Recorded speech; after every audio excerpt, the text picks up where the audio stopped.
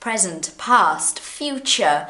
They are very important in English, but today I am going to teach you how to use the simple past in English. Hello, welcome back. I am Patricia, I'm an English teacher, and I'm going to teach you today about something that people sometimes feel insecure about. People get sweaty and nervous about talking in the past in English, when in fact it's very simple.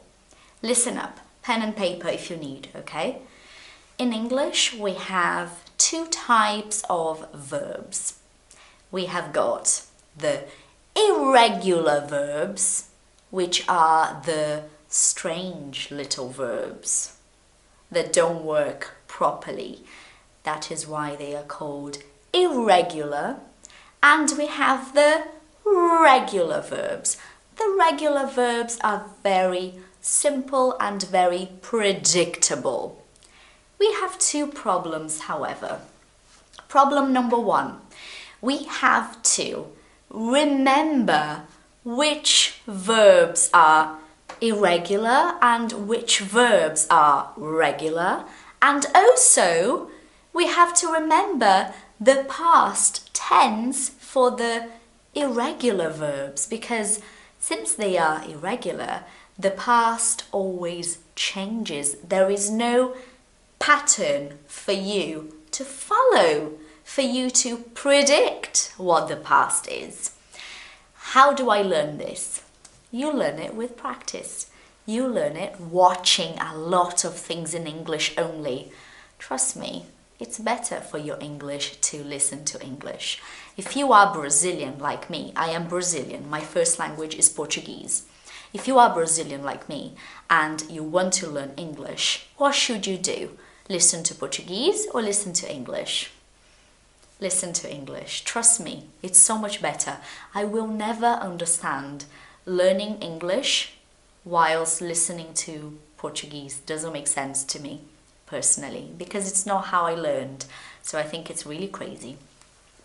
So the best way to understand the difference between these verbs, listening to English and slowly, give yourself this time.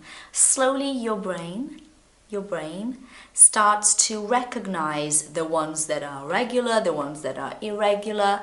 You know, it's the simplest way to learn. Of course, some lists are very good too, okay? Don't need to, if you want to check a list, go ahead and check a list. It's not a problem. I'm going to give you an example about an irregular verb for you to see how crazy they are. The verb to bring. Bring. The past is brought. Bring, brought. Very different, right? Now I'm going to give you an example about a regular verb for you to see how simple they are. The verb to clean. Clean. You know, clean. The past is cleaned. So when the verb is regular, the past is E and D. Always. So you take the verb, clean, and you put ed at the end, cleaned. That's the past, done.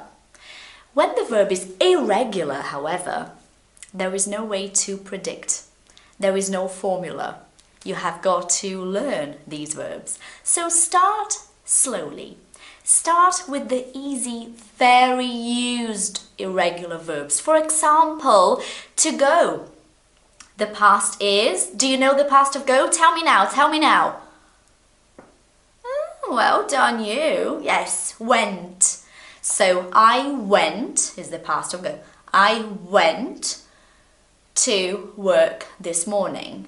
I went to work this morning. That's a sentence in the past simple. Okay. Another irregular verb that it's very used, that you need to know and that you need to kind of remember the difference between present and past. Know. I know her.